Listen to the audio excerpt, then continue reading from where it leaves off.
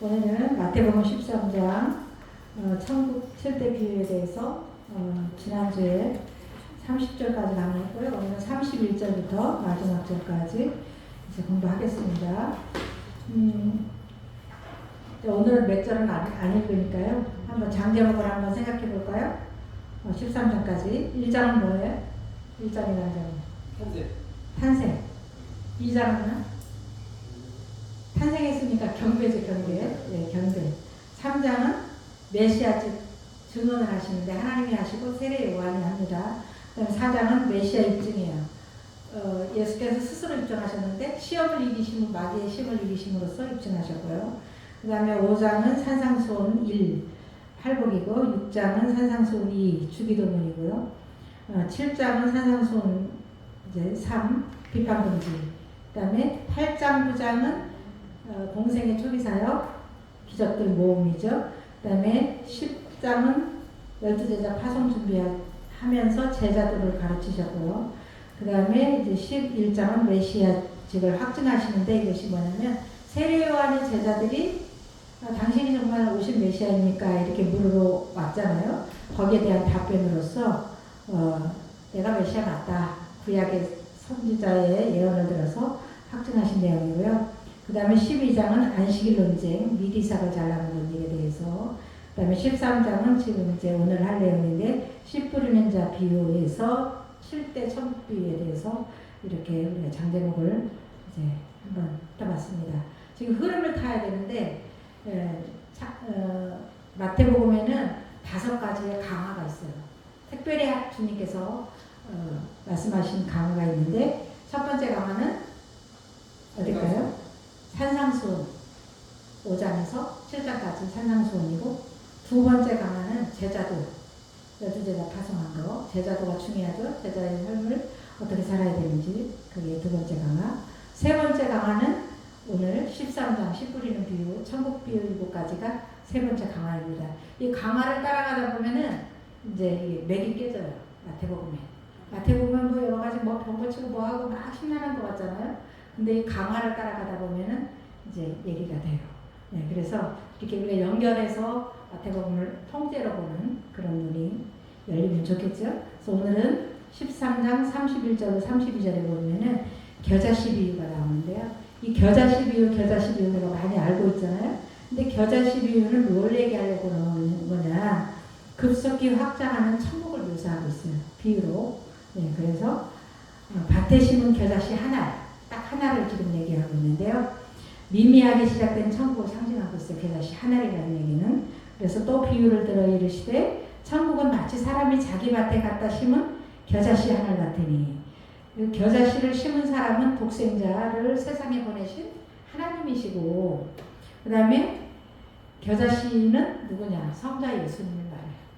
그래서 예수님은 겨자씨 하나처럼 이 땅에 오셨어요. 그래서 그걸 심겨지는데 그 결과가 어떠냐? 그것이 32절인데요. 한 알의 겨자씨가 나무로 성장하게 되고요. 그 겨자씨가 조그만 아주 씨 중에 그야말로 작은 씨라는 대명사죠. 씨 중에 작은 거의 대명사예요. 그런데 이것이 크면 나무가 된대요. 풀처럼 처음에는 자라다가 나중에 나무처럼 키가 크는 그런 건데요. 이 모든 씨보다 작은 것이로되 자란 후에는 풀보다 커서 나무가 되매. 그래서 1에서 3m까지 자라는데 공중의 새들이 와서, 여기서는 공중의 새들이 세계 모든 사람을 말해요. 세계 열방 사람들 그 가지에 깃들이느니라. 그래서 겨자나무는 세계로 급속히 확장되게 된 그리스도의 나라를 상징하고 있어요. 이 말씀이 이루어져서 오늘날 전 세계에 예수 그리스도를 모르는 사람이 없습니다. 그리고 많은 사람들이 믿고 있죠. 그 다음에 이제 33절은 그 누룩비유예요. 누룩. 이제 구약에는 천국에 대해서 말한 적이 별로 없어요. 근데 신약에는 예수님이 오시자마자 회개하라, 천국이 가까웠느니라. 세례요한도 처음에 한 말이 그 말이고, 예수님께서도 처음 복음 전한 한마디가 천국이 가까웠느니라. 그거였거든요. 계속 지금 천국을 말씀하고 계세요. 그래서 구약의 모든 것을 결산해 보니까 신약에 와서는 하나님 나라 천국이더라. 네. 천국을 우리에게 주시려고 그 오랫동안 구속사가 이루어져 왔다. 그리고 메시아가 오셨고 그 메시아는 천국을 가지고 오신 분이다. 네, 그런 거죠. 그래서 또 비유로 말씀하시되 천국은 마치 여자는 여기서 교회를 상징하는데요. 가루 서말 속에다 갖다 넣어 전부 부풀게 한 누룩과 같아요. 그래서 은밀히 확산하는 천국 복음의 영향력을 강조하고 있어요. 그래서 이 천국 복음은 그냥 보기에는 참 전파도 안 되는 것 같고 그냥 이게 시지부지 되는 것 같고 오늘날은 더더욱 교회는 부흥되지 않는 것 같지만 이 복음은 이 말씀을 믿는다면 복음은 지금 보이지 않게 확산되고 있습니다. 이제 그날이 되면은 이제 얼마나 많은 사람들이 구원을 받을지 참 감격스럽죠. 그 다음에 34절로 35절은 제3강화를 그러니까 마태복음 13장은 3강화니까요. 비유로만 말씀하시는 이유에 대해서 설명하고 있어요. 그래서 시편 78편 2절을 인용한 건데요. 예수께서 이 모든 것을 우리에게 비유로 말씀하시고 비유가 아니면 아무것도 말씀하지 아니하셨으니 이 말은요. 비유가 아니면 말 안 했다. 모든 말씀은 다 비유로 하셨다. 이렇게 이제 푸는 사람들 있는데 그건 아니에요. 산상수훈 비유로 안 하셨죠. 네, 있는 그대로 말씀하셨잖아요. 제자도 그대로 말씀하셨잖아요. 그런데 여기서는 천국에 대한 비유를 특별히 비유를 하셨다 이런 말이에요. 여기서는 모든 성경이 비유로 되어 있다 이런 얘기가 아니고 그래서 잘못하면 비유풀이다 해가지고 다 비유로 이렇게 엇나가게 오히려 이 문자적으로도 맞지 않는 비유를 푸는 경우가 있는데 그건 너무나도 위험한 것입니다. 그래서 이는 왜 비유를 했냐? 이는 선지자 아삽이라는 노래하는 자인데요. 그 선지자를 통하여 말씀하신 바 내가 이게 메시아죠. 입을 열어 비유로 말하고 창세로부터 감추인 것들을 창세로부터 감추인 것은요. 전 인류를 구원하시려는 하나님의 은혜로운 행위를 말해요. 우리는 몰랐지만 하나님은 계속 구속 계획을 세우시고 창세전부터 그 일을 이루어 가시고 계시는 거잖아요. 그거를 드러내려고 한대요. 그러니까 예수님은 창세전부터 감추인 천국 도래를 지금 선포하는 거죠. 그래서 드러내려 함이라 선포하려 함이라 이런 얘기인데요. 이 뜻은 뭐냐면 예수께서 천국의 도래를 7가지 비유로 선포하신 것은 아삽의 예언을 응하게 하시려고 비유로 하셨다. 네, 그런 말이고요. 예수 그리스도는 천국의 도래의 선포자이시면서 완성자예요. 예수님이 오시지 않았으면 천국은 도래하지도 않고 완성되지도 않는 거죠. 그래서 예수를 통해서만 천국에 들어갈 수 있는 거잖아요. 그래서 아삽은 해만과 여두둔과 함께 다윗 시대의 3대 악사로 유명한 사람이죠. 이분에게도 성령의 지혜가 임해서 찬양하는 사람들 당연히 성령이 임하죠. 성령이 임하셔가지고 메시아가 오시면 천국에 대해서 말할 건데 7가지 비유로 말할 거다. 7가지라는 얘기 정확하게 안 하는데 비유로 말할 거다라고 했는데 예수님은 그 말씀을 응하게 하시려고 7가지 비유로 들어서 천국에 대해서 자세히 설명하고 있어요. 13장에는 다 천국에 대한 얘기만 여기 나와 있는 거죠. 그래서 36절로 43절에는 가라지 비유, 우리가 지난주에 끝맺을 때 가라지 비유를 했잖아요. 가라지 비유를 해석해 주시는 그 내용인데요. 가라지 비유 해석 요청이 12제자들이 이제 하는 건데 이들이 12제자들이 얼마나 열정적이었는가를 우리가 알 수 있어요. 가라지 비유를 들었어요. 우리는 뭐 설교를 들었어요. 잘 이해가 안 돼. 그냥 말지 뭐. 보통 그러잖아요. 집에 가서 막 찾아보고 이게 무슨 말인가 막 이게 연구하지 않고 모르겠어 그냥 또 다음에 또 해주시겠지 뭐 이렇게 하는데 대부분 그렇잖아요. 목사님한테 가서 말하자니 뭐 따지는 것 같고 좀 곤란하고 이러는데 제자들은 바로 이걸 해석해달라는 거예요. 알고 싶다 이거죠. 네, 그래서 해석을 해주는 내용이에요. 이에 예수께서 무리를 떠나사 집에 들어가시니까 조용히 한 데 가니까 제자들이 나와 이르되 밭의 가라지의 비유를 우리에게 설명하여 주소서. 얼마나 열정적입니까? 그러니까 잘 배운 거예요. 대답을 하는데 주님이 7가지를 해석해 주시는 거예요. 그래서 참 주님은 간결하고도 진리를 완전하게 선포하시는 그 주님의 그 능력을 지금 볼 수 있어요. 왜냐하면 줄줄이 여러 가지를 말 안 해요. 볼까요? 첫째 이렇게 동그라미 하나 해놨죠? 좋은 씨를 뿌리는 이는 인자요. 이거는 예수 그리스도라는 얘기, 본인이라는 얘기죠. 그 다음에 두 번째는 밭이 세상이요.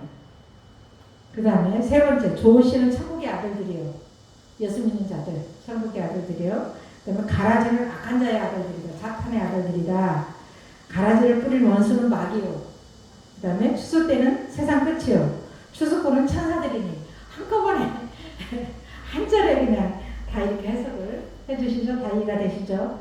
그래서 악인들 멸망에 대해서 다시 한번 말씀하시는데 그게 이제 40절에 그런즉 가라지를 거두어 불에 사르는 것 같이 지난번에 그 가라지 비유 때 그랬잖아요.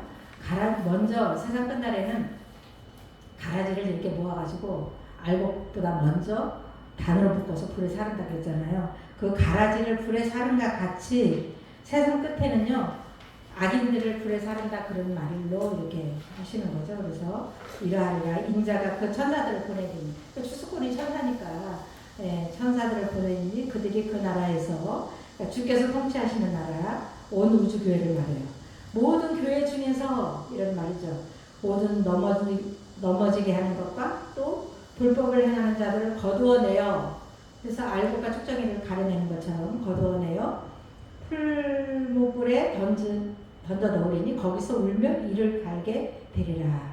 누구든지 생명책에 기록되지 못한 자는 불못에 던지리라 이 계시록에 나와 있는데 여기도 풀무불이라는 표현을 썼는데 여기는 어딜까요?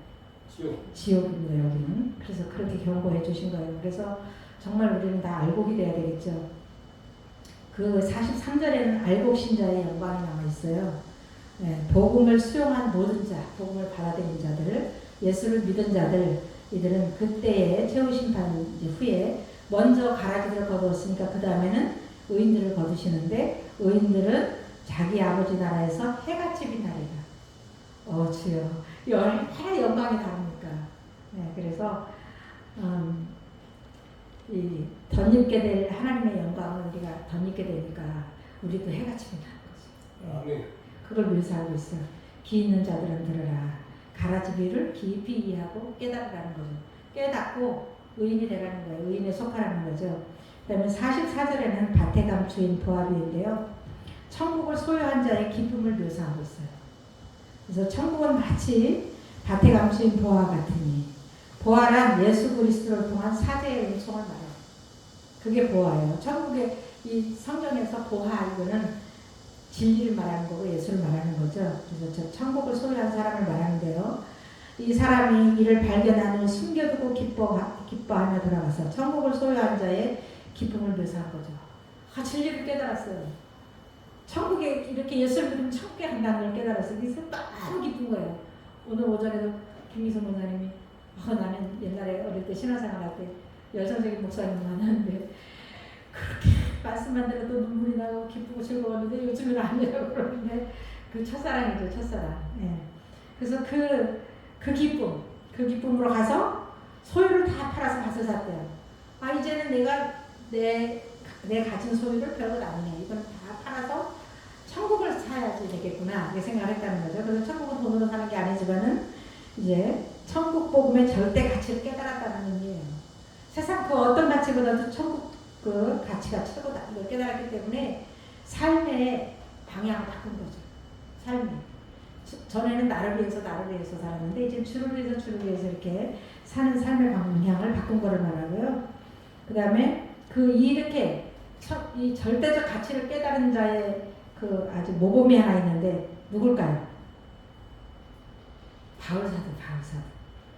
절대적 가치를 깨닫고 결혼도 안 하고 자기를 위해서 뭐도 안 해요. 집도 안 짓고 집도 안 사고 뭐를 했냐. 모든 것을 해로 여기면 내 주 그리스도 예수를 아는 지식이 가장 고상하기 때문이다.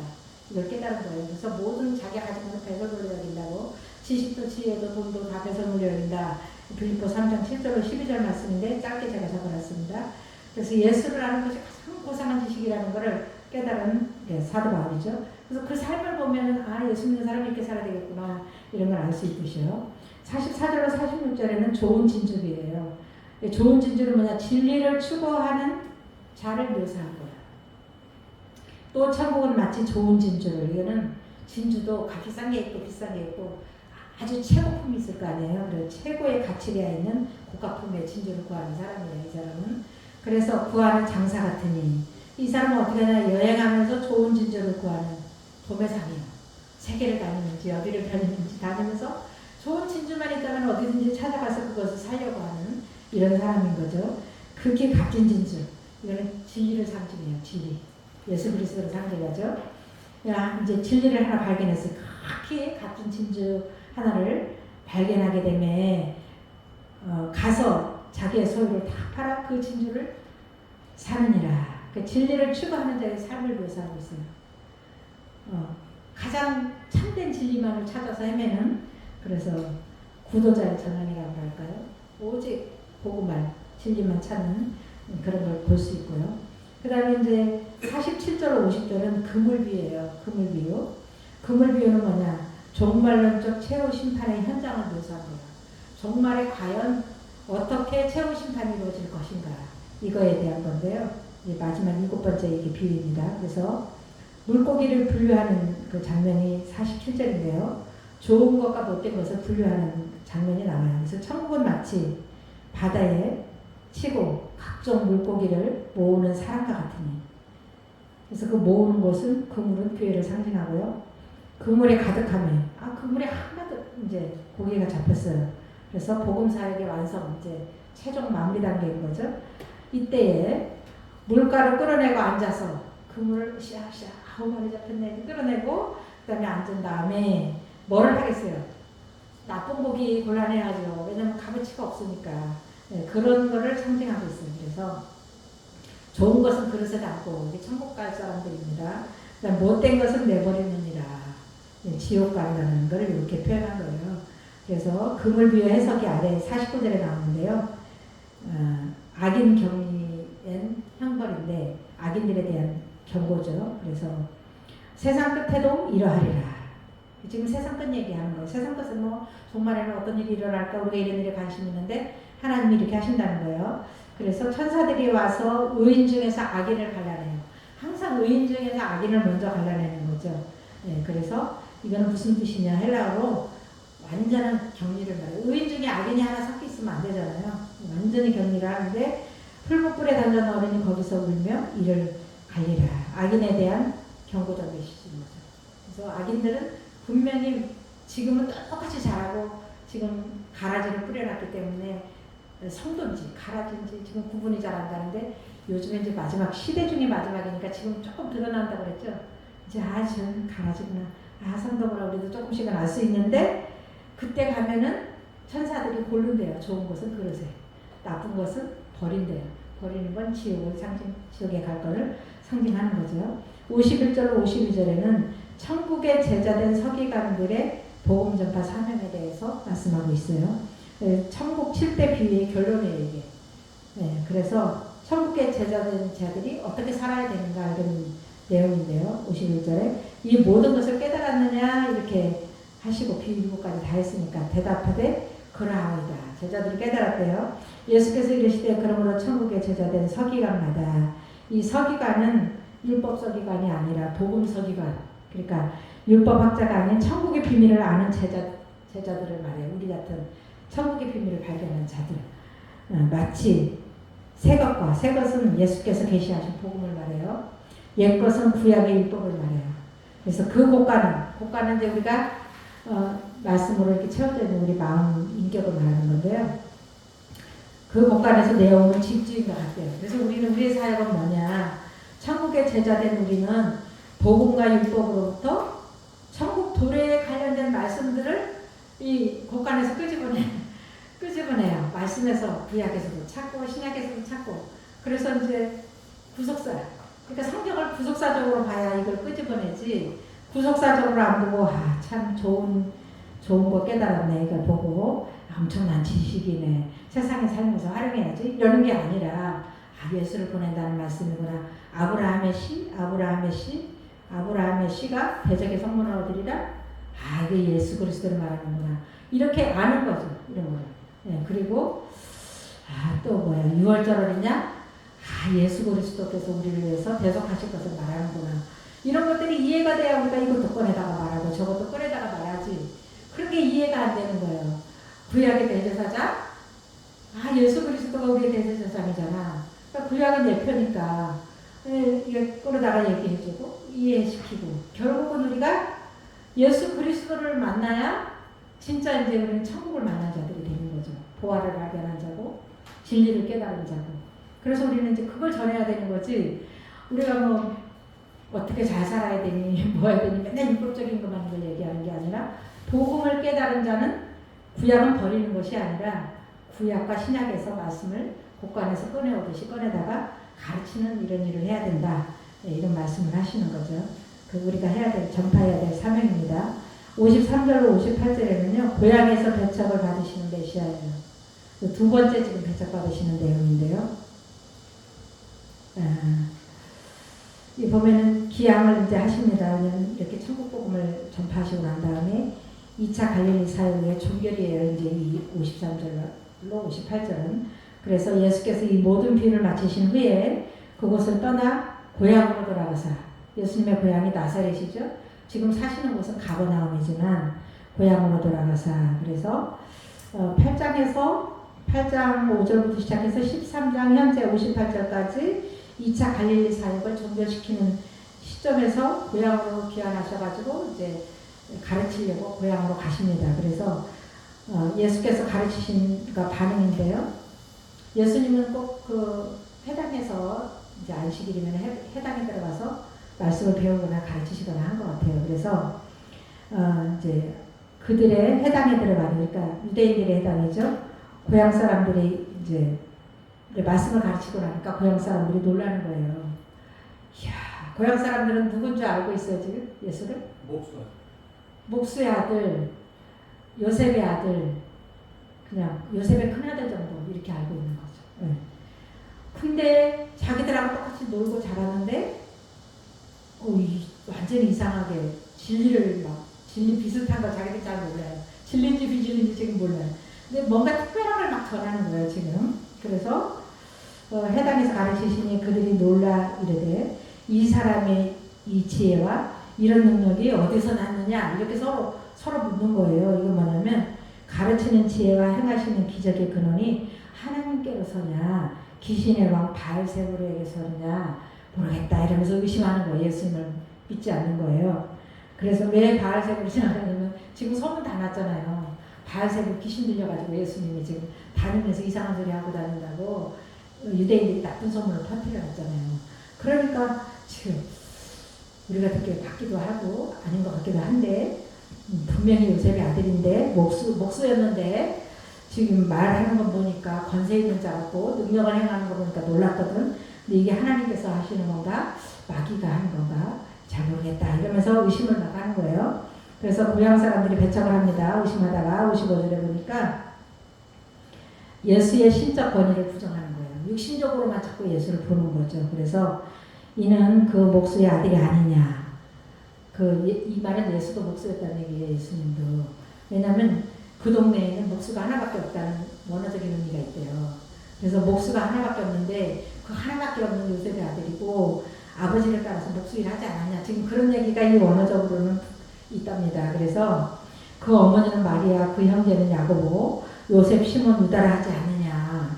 다 우리랑 같이 있잖아. 여기 지금 그 누이들은 다 우리와 함께 있지 않느냐. 누이들이 아마 그곳에서 시집가가지고 거기서 살았는가 말이야. 여기 다 있지 않냐. 우리랑 같이 살지 않냐. 네, 그렇게 하는 거예요. 그런즉 이 사람이 이 모든 것을 어디서 났느냐 하고 예수를 배척했대요. 그러면 이 말이 지금 감춰져 있지만 귀신에게서 왔나봐. 그러고 이제 예수를 배척했다는 얘기죠. 그래서 우리가 지난번에도 말씀드렸지만 예수님이 하시는 일은 성령에 힘입어서 하시는 일이었어요. 예수님이 그걸 나타내시잖아요. 성령을 힘입어 이렇게 하신다고. 성령을 힘입어 하시는 일을 성령을 거역하는 자는 살 길이 없다 그랬는데 지금 또 성령을 거역하는 거죠. 귀신에게서 왔다. 이렇게 하는 거죠. 그래서 예수께서는 바리새인들과 서기관들과 유대인들과 고향 사람들에게까지 배척을 받으셨어요.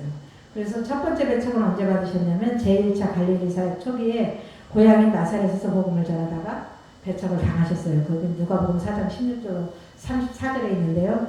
이 누가복음에는 예수님을 죽이려고 그때 당시 이 첫 번째 복음을 들은 사람들이 예수님을 죽이려고 그 동네에 있는 건설된 낭떠러지로 밀고 간 거예요. 밀고. 여러 사람이 밀으니까 밀려가잖아요. 예수님을 떨어뜨리려고 하고 죽이려고.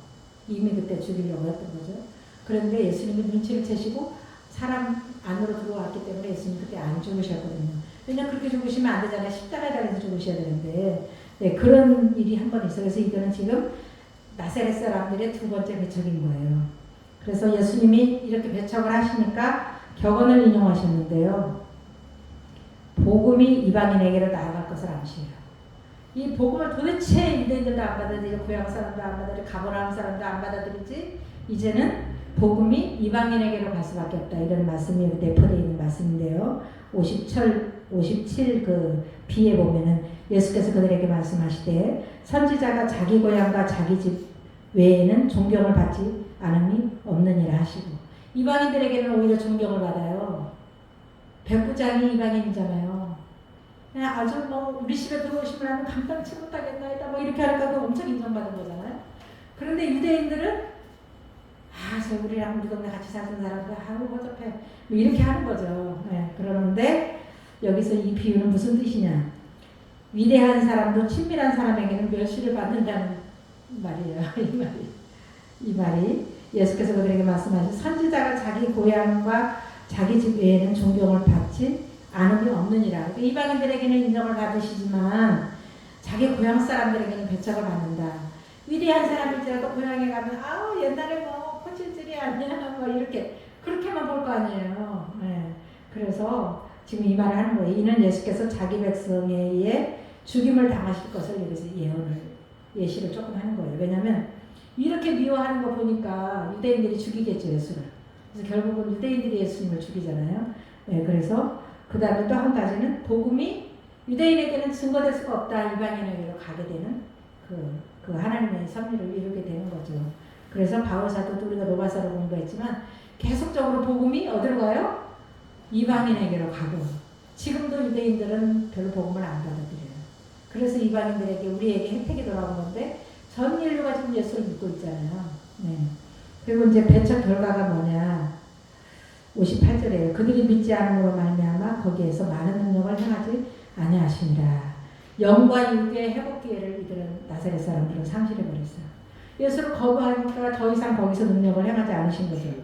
그래서 마가는 뭐라 그랬냐? 그들이 믿지 않음을 이상히 여겼더라 이렇게 기록하고 있어요. 마가복음에는. 네, 마가복음 6장 6절에 아니 기적을 일으키고 그러면 오죽하면 주님 그러시잖아요. 내가 나를 못 믿겠으면 그게 행하는 능력을 보고 믿으라고 그러잖아요.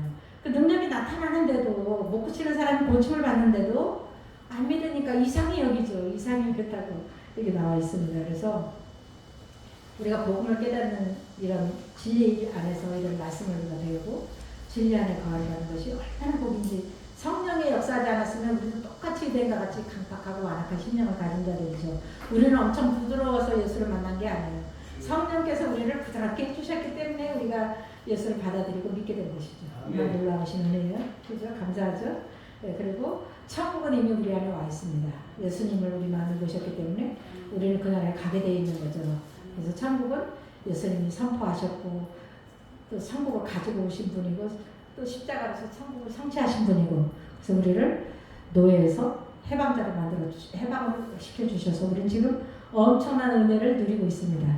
그래서 범사에 감사하면서 기뻐하면서 한 주간도 승리하시기 바랍니다. 기도하겠습니다. 아버지 감사합니다. 오늘도 놀라우신 주님의 천국 복음을 우리가 접했습니다.